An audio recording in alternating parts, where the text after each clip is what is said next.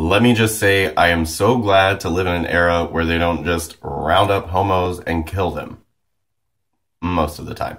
Hello, planet Earth. Welcome back to my YouTube channel, where I, aka my BFF Jill, 730, I'm Preston L. Young, wishing you warm salutations and congratulations, you've made your way to the Buffington Post.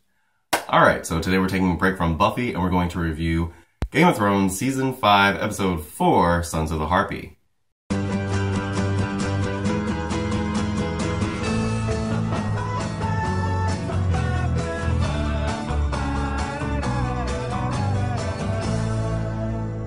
Alright, so straight off the bat in the previously on, the only thing that really struck me was the fact that we went back to the crypts on the previously on, so I knew, oh, well, we're gonna go to the crypts there. So that was neat. Always lovely to see the Winterfell crypts.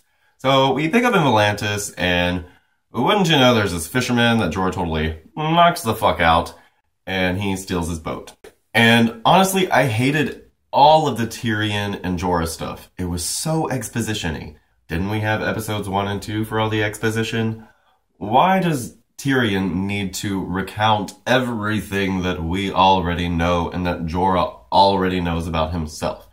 I get it that Tyrion needs to put all of these pieces together, but I would rather that all of that happen off screen and us just not see them at all than have things that we already know told to us while fucking nothing's happening.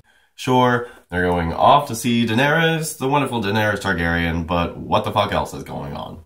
Don't care. So, Jaime and Bronn are going to Dorne, and they're passing Tarth, which is a neat little character moment for Jaime, and I didn't really understand why he would be taking Bronn off with him, but I guess it's because he's the only person who knows that he can't fight. He's got his one hand, and he's not very good with it. So, whatever. They're talking about how Jaime feels all responsible and it's got to be him, and Bronn's kind of poking at him, trying to say that Myrcella's not your niece, she's your daughter, but Jaime doesn't take the bait. He's basically like, oh, it's gotta be me, oh, it's gotta be me. We've gotta use a ship that doesn't have Lannister sails. I'm gonna pay off the captain so that nobody will tell that I'm Jaime Lannister. Bronn tells him that gold doesn't buy you anything around here. Whatever. We get totally, like, attacked by these motherfuckers on horses, and, you know, the thing about Dorne is fighting in the sand is difficult, and Jaime comes along with his one hand to prove this, and really sucks. Bronn takes out this one dude's horse and lets Jaime take the guy who fell off the horse, and it's really badass because he catches his sword with his golden hand. Awesome possum. Yeah. We pick up the sand snakes. Boo. Ugh. I miss Arianne, but I certainly don't care about the way that these sand snakes were introduced.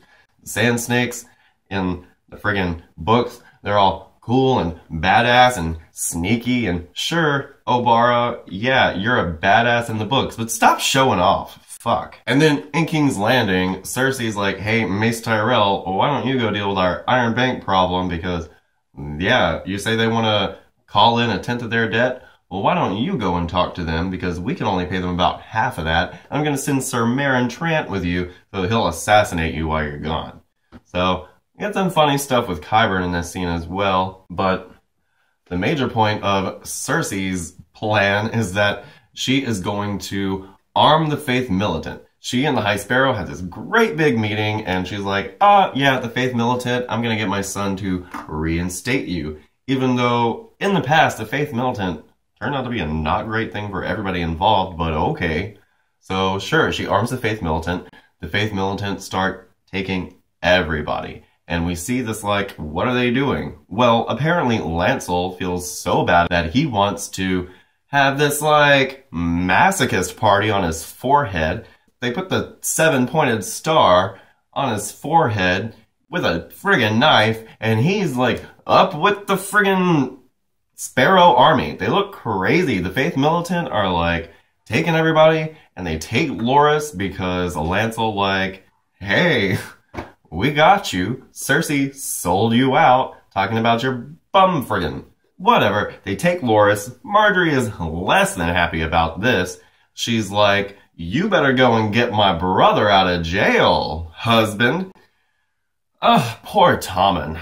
He's so young. He's so not Joffrey. He's got no balls about him. He thinks that putting it to Marjorie makes him a man, but no, it doesn't. So when he goes to see the High Sparrow, he leaves because he's praying. Another really interesting point is when Tommen had gone up to, converse with the High Sparrow, the people were calling him out for being an abomination. They were like, you're a child of incest and you are the product of sin. So Tommen, I think, is smarter than Joffrey wanted to be. And yeah, he's younger, but when everybody is calling him a duck, he's going to start to feel like a duck, you know what I mean? Like, he is going to be more wary of all of these rumors than was Joffrey, because at the end of the day, Joffrey was fucking crazy, but he had that on his advantage. He's crazy. He doesn't care what anybody says. He'll chop your fucking head off. Whereas Tommen just doesn't have that. He lacks any kind of real, fervor. Tommen's got nothing, but at the same time, he ought to fear the Faith Militant because they're crazy. Marjorie doesn't like that Tommen's got no balls about him. She says, screw that, I'm calling my grandmama. So Grandmama Queen of Thorns is going to be coming back, and nobody likes to fuck with Lady Olenna, so watch out for her. So at the wall, we get some really great stuff between Stannis and Shireen, and we also get some Jon stuff with Melisandre and the sexiness, but what really stood out about this is Stannis and Shireen, because I feel like people don't like Stannis, but the thing about it is Eddard respected Stannis. He didn't really like him, but nobody really likes Stannis. He's not a very likable person in the classical sense. Renly, people liked him because he was gregarious and well-dressed, and he was popular. Whereas Stannis does things that aren't popular, but they are usually the right thing to do. Say what you will about his shadow babies and hanging out with Melisandre, but hey, he gets shit done, and he saved everybody at the friggin' wall, so we like Stannis. And for him to have this moment with Shireen, it's really great. It humanizes him, and it allows for Shireen to really feel human herself, because we see from Selyse that she doesn't really think about Shireen as being complete, as being whole, as being human. And we also see that, Stannis mentions the Stone Men, which again, I think we are going to see the Stone Men along the River Rhoyne at some point. So look for that as well. Okay, so down in the crypts of Winterfell, Sansa is lighting candles for, the statues that they have down there. And now the crypts of Winterfell are this really interesting thing because only the lords of Winterfell are buried down there, but Ned insisted that Lyanna's body be taken down into the crypts of Winterfell. And so book theorists think that this is important somehow, but it could or could not be. It could just be that Lyanna never got to really have her future, and so to have her in the crypts of Winterfell just meant more to Ned so that he could have a place to go and see her.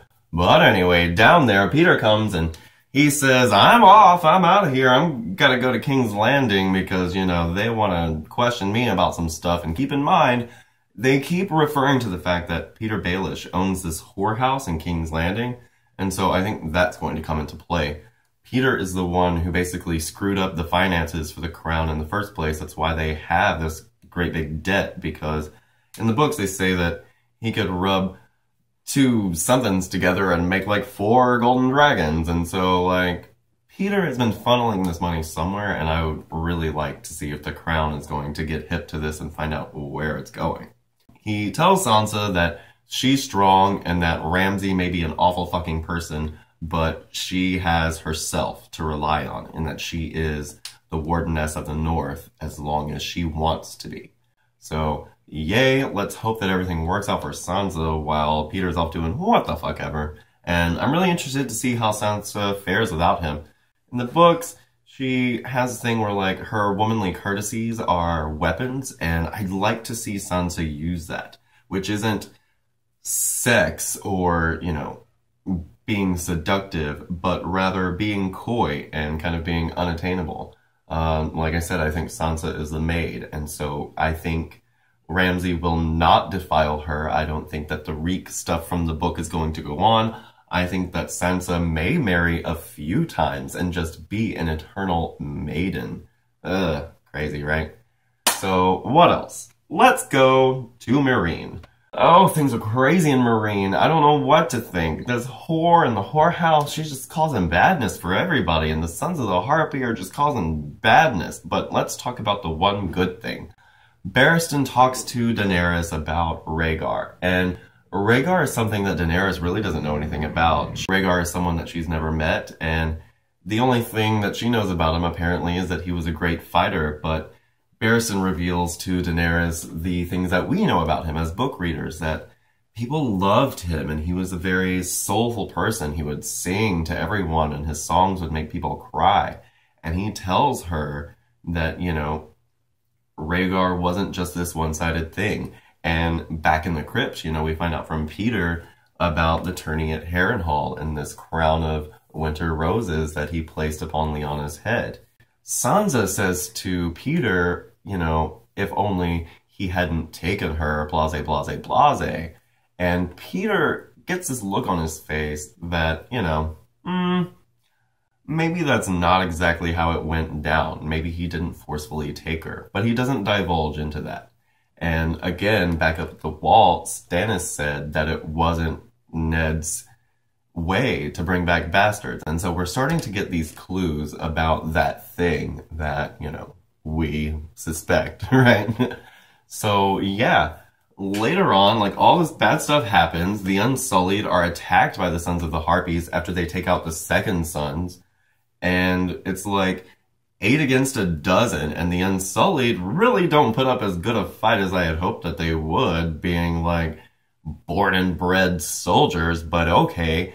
Grey Worm puts up the best fight he fucking can. Go, Grey Worm. And then Barristan comes in, and it looks like, oh, they might be able to fight off these Sons of the Harpy, but did they die? Guys? Did they kill Barristan and Grey Worm? Because we're not going to be calling any Mirri Maz Dieux to, like, heal people anymore. I'm thinking they're dead. Do you think they're dead? Comment below. I'm Preston L. Young. You come right back here to the Buffington Post for Buffy the Vampire Slayer reviews, Angel and Faith reviews, Buffyverse discussions, discussions on the other Slayers, weekly Game of Thrones reviews, and more. I'm Preston L. Young. I hope you're having a great 2015 so far, and I hope you have a great day today. We'll see you next time.